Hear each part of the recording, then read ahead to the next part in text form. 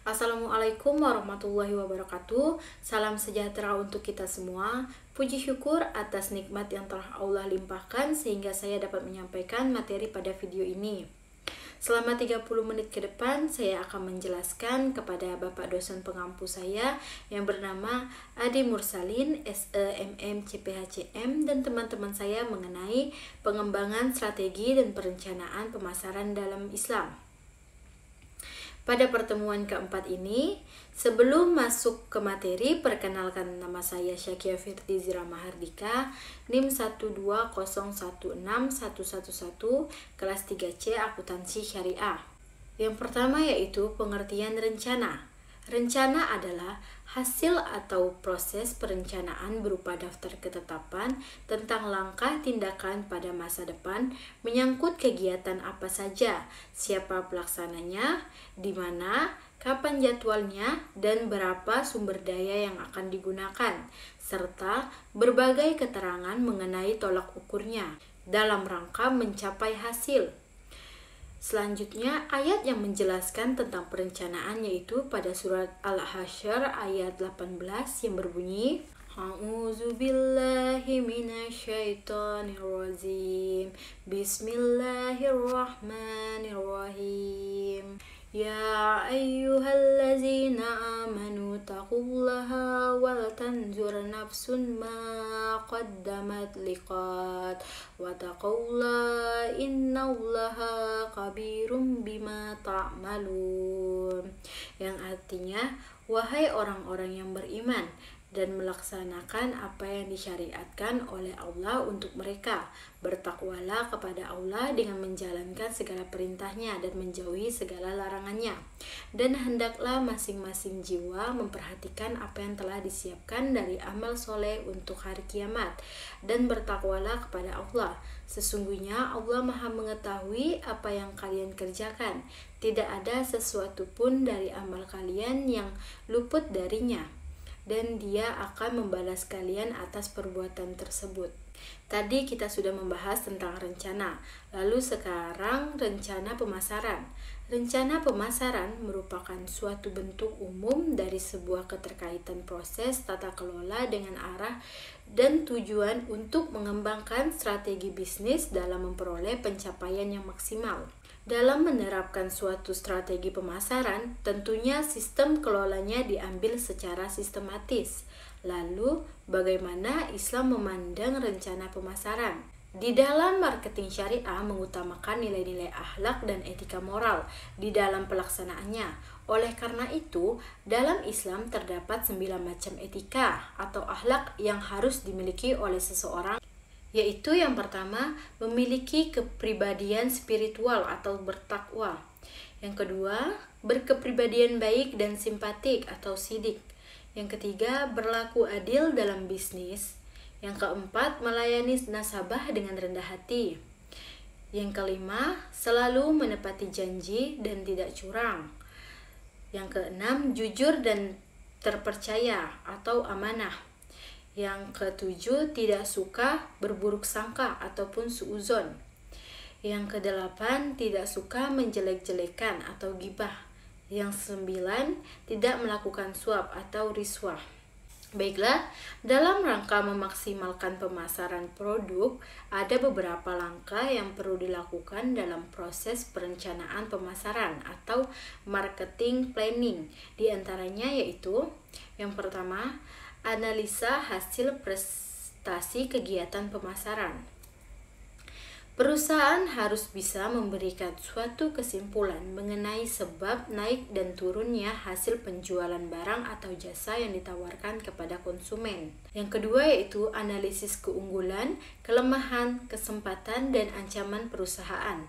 Perusahaan harus melakukan pengkajian atas keadaan lingkungan pemasaran, terutama perkembangan sosial, ekonomi, budaya, teknologi, dan juga kebijakan pemerintah.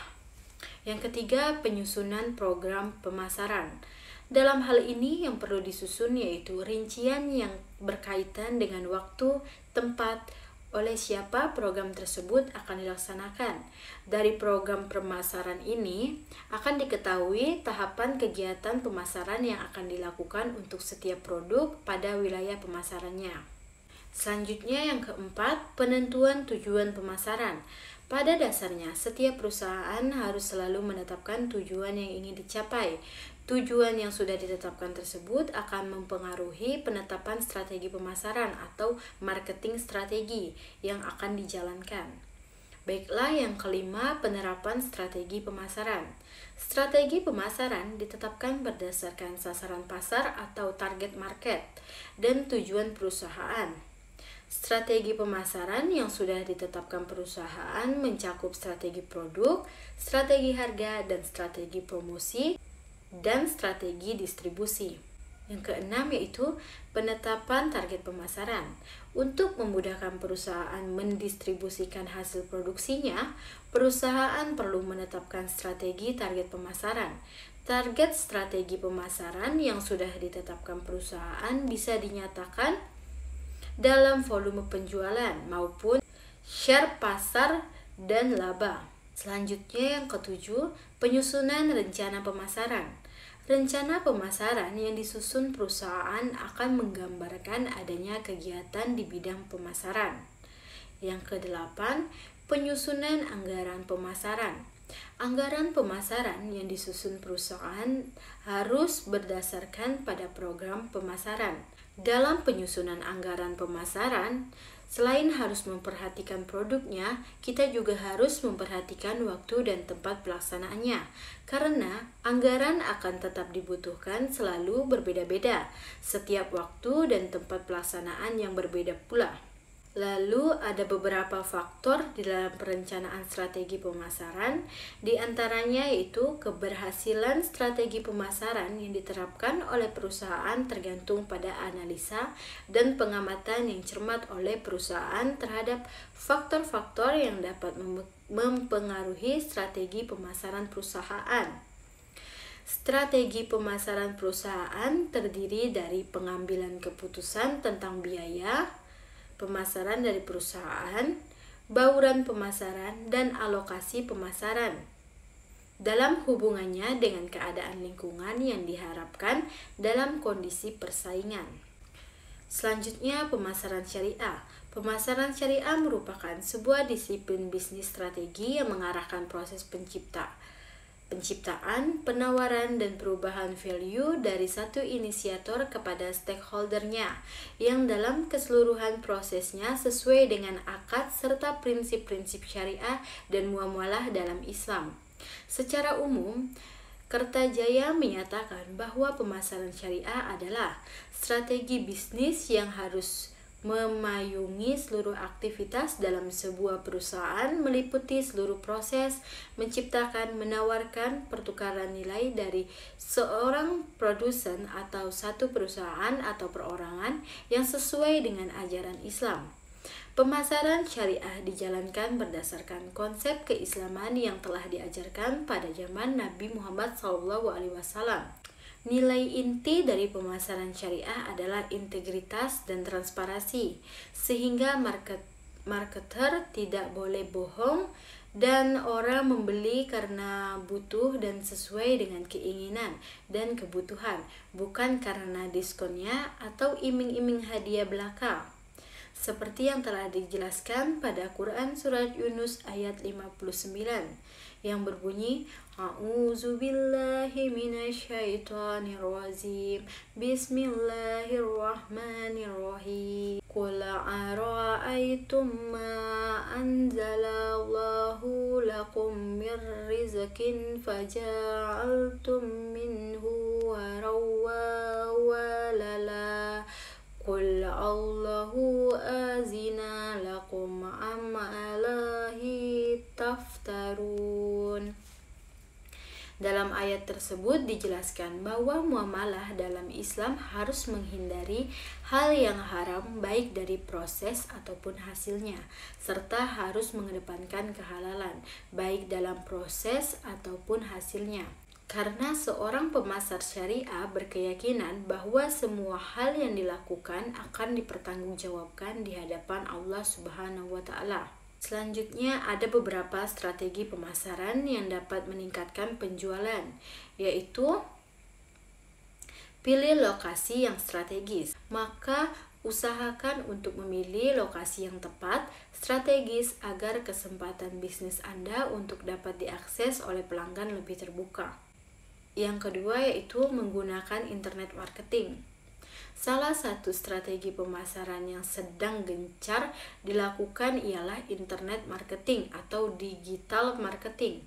Dengan menggunakan internet marketing, Anda juga dapat berinteraksi secara langsung dengan konsumen tanpa dibatasi oleh ruang dan waktu dengan kenyamanan tersendiri kepada pelanggan.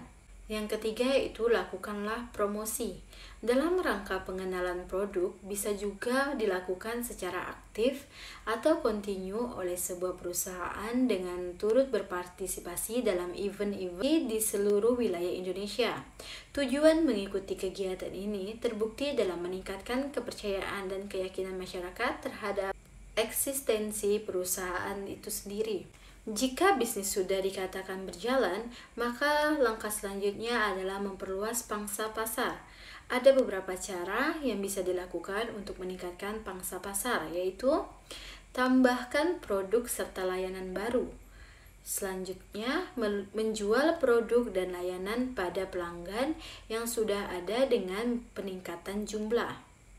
Kemudian, lebarkan pasar ke daerah baru. Selanjutnya, targetkan pasar serta pelanggan baru, lalu masuk pada sistem penjualan baru, kemudian mengambil alih bisnis lain. Selanjutnya, cara mengembangkan strategi pemasaran. Yang pertama yaitu membangun brand yang kuat. Strategi marketing untuk mengembangkan usaha yaitu dengan cara melakukan branding. Yang kedua, membuat logo yang menarik.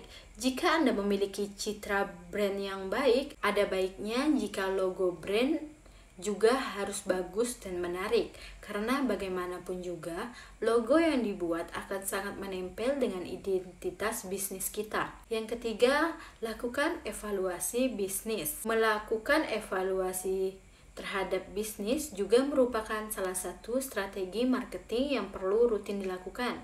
Hal ini bertujuan untuk mengamati arus bisnis, apakah penurunan ataupun peningkatan. Di dalam sebuah pemasaran pastinya kita akan bertemu banyak konsumen, baik itu muslim maupun non-muslim. Bagaimana kita bisa menerapkan strategi pemasaran kita? Yaitu dengan cara kita tidak boleh membeda-bedakan kepada pelanggan maupun dia non-muslim ataupun dia muslim. Kita harus berlaku adil dan jujur. Bukan berarti jika mereka non-muslim, kita bisa saja menipu dan melakukan kecurangan. Bukankah Islam selalu mengajarkan untuk berbuat baik, jujur, dan adil kepada siapapun tanpa membeda-bedakan suku maupun agama? Selanjutnya, dalam strategi pemasaran, terdapat beberapa ayat yang bersangkutan, seperti Surah Al-Maidah ayat 3. Allah mengharamkan bagi kalian binatang yang mati tanpa disembelih. Allah juga mengharamkan bagi kalian darah yang mengucur atau daging babi, binatang yang disembelih dengan menyebut nama selain Allah, binatang yang mati karena dicekik, dipukul, jatuh dari tempat yang tinggi, ditanduk oleh binatang lain, dan binatang yang diterkam oleh binatang buas seperti singa, harimau, ataupun serigala. Selanjutnya ada surah An'am ayat 143. Kemudian pada ayat ini diterangkan secara terperinci bahwa Allah menciptakan 8 ekor binatang berpasang-pasangan. Sepasang terdiri dari domba betina dan domba jantan, yang sepasang lagi terdiri dari kambing betina dan kambing jantan. Dinamakan Al-Am karena di dalamnya disebutkan kata An'am dalam hubungan dengan adat istiadat kaum musyrikin yang menurut mereka binatang-binatang ternak itu dapat dipergunakan untuk mendekatkan diri kepada Tuhan mereka. Kemudian mengenai strategi pemasaran, kapan sebuah produk itu bisa dikatakan bermanfaat? Produk bisa dikatakan bermanfaat jika cara pembuatannya sudah berkualitas dan penuh manfaat, apalagi memiliki keunggulan, sehingga konsumen merasa jika membeli barang sesuai dengan harga yang pantas. Lalu ada yang namanya karakteristik produk. Karakteristik produk adalah kondisi yang berbeda dari suatu produk dibandingkan para pesaing yang dapat ditawarkan kepada konsumen untuk memenuhi kebutuhan. Lalu terdapat beberapa komponen dalam karakteristik produk, diantaranya produk dapat berupa fitur, kualitas harga, kemasan merek, garansi, dan pelayanan. Menurut Kotter ada 5 tingkatan produk, yaitu core benefit, basic product, expected product, augmented product, dan potential product. Kelima hal tersebut sangat penting dalam membantu memasarkan produk, barang, ataupun jasa. Untuk lebih jelasnya, saya akan mengambil contoh usaha laundry dengan memaparkan 5 tingkatan produknya berikut ini. Yang pertama, core benefit, yaitu manfaat dasar dari suatu produk yang ditawarkan kepada konsumen. Contoh usaha laundry pada dasarnya memiliki manfaat untuk membantu orang dalam meringankan beban cuci pakaian hingga bersih dan menjadi siap pakai kembali. Yang kedua, basic product, yaitu bentuk dasar dari suatu produk yang dapat dirasakan oleh panca indera. Produk dasar yang disediakan untuk menunjang manfaat inti yaitu adanya deterjen, mesin cuci, setrika, pewangi, dan pelembut pakaian, ataupun tempat untuk mengeringkan pakaian. Yang ketiga, expected product, yaitu serangkaian atribut-atribut produk dan kondisi-kondisi yang diharapkan oleh pembeli pada saat membeli suatu produk. Pelanggan mengharapkan keadaan dalam toko yang bersih dan nyaman, pelayanan yang ramah dan jujur, kualitas hasil yang baik dengan budget yang minim, ketepatan dan kecepatan dalam menyelesaikan laundry, kualitas pakaian sama dengan awal di laundry dan tidak tertukar. Yang keempat yaitu augmented product, yaitu suatu yang membedakan antara produk yang ditawarkan oleh badan usaha dengan produk yang ditawarkan oleh pesaing. Terdapat pilihan menu dalam penyelesaian laundry, seperti kilat atau hitungan jam, dan bisa dalam hitungan hari, adanya pesan antar laundry, AC di toko jika pelanggan datang ke toko sehingga pelanggan dapat menunggu laundry dengan nyaman, serta sofa sehingga yang menunggu dapat beristirahat. Yang kelima yaitu potential product, yaitu semua argumentasi dan perubahan bentuk yang dialami oleh suatu produk di masa datang. Contohnya itu adanya member card yang memberikan diskon setiap 10 kali laundry gratis 1 kali, serta adanya jaminan dari pihak laundry jika ada kerusakan atau kehilangan pakaian akan mengganti dari harga pakaian. Selanjutnya, dalam Islam menyatakan bahwa setiap produk yang kita jual bisa menghantarkan kita pada ketakwaan kepada Allah. Yang dimaksudkan dari setiap produk harus memenuhi 3 syarat: materi yang halal, proses pengolahan yang bersih dan taharah, maupun penyajian yang islami, seperti Quran yang tertuang pada surah At-Talaq ayat 3 yang berarti barang siapa yang bertakwa kepada Allah, niscaya dia akan mengadakan baginya jalan keluar dan memberinya rezeki dari arah yang tidak disangka-sangka. Dalam melakukan jual beli tentunya kita harus jujur, tidak boleh melakukan kecurangan, seperti surah yang terkandung dalam surah Al-Mutaffifin ayat 1-3 yang berarti orang yang curang. Surah Al-Mutaffifin ini berbunyi, A'udzubillahi minasyaitonirrajim, Bismillahirrahmanirrahim, Wailul lil mutaffifin allazina iza qtalu 'alan nasi yastawfun wa iza qaluhum aw wazanuhum yuksirun. Sadaqallahul azim. Allah Subhanahu wa taala telah memerintahkan kepada manusia untuk memenuhi takaran dan timbangan dengan neraca yang adil, benar, jujur dan tidak menguranginya. Itulah yang lebih utama dan lebih baik akibatnya.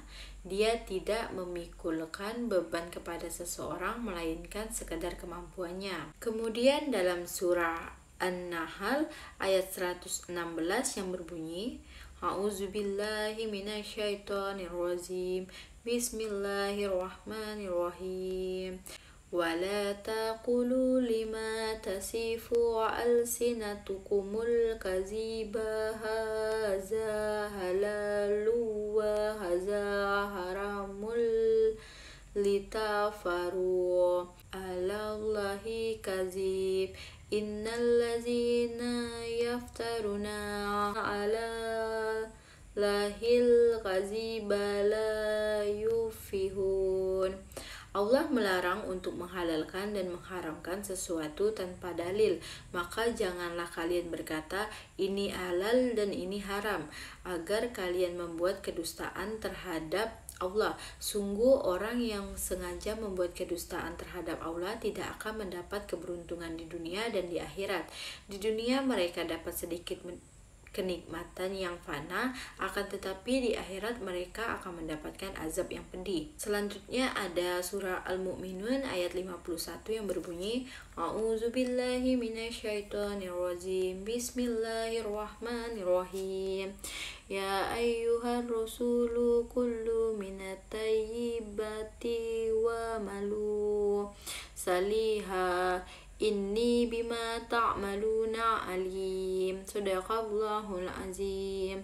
Ini adalah perintah Allah yang ditunjukkan kepada para utusannya agar mereka mengkonsumsi sesuatu yang baik, yaitu rizki dan sesuatu yang baik lagi halal. Bersyukur kepada Allah dengan mengamalkan amalan saleh yang akan memperbaiki hati, tubuh dan dunia serta akhirat.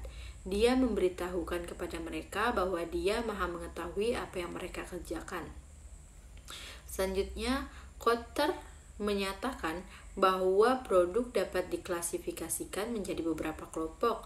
Yang pertama, berdasarkan wujudnya. Menurut Kotler, klasifikasi produk berdasarkan wujudnya ada dua kelompok utama yang bisa dilihat. Pertama, ada barang, yakni produk fisik yang tentunya bisa dilihat, diraba, atau dapat dirasakan oleh panca indera. Yang kedua, ada jasa yang merupakan produk yang tidak berwujud, namun berupa aktivitas atau pelayanan yang ditawarkan untuk dikonsumsi oleh konsumen. Yang kedua, berdasarkan daya tahan. Sama seperti kategori sebelumnya, pengklasifikasian produk berdasarkan daya tahan dari produk dibagi dalam dua kelompok utama. Pertama, ada barang tidak tahan lama yang penggunaannya memiliki batas waktu kurang dari 1 tahun.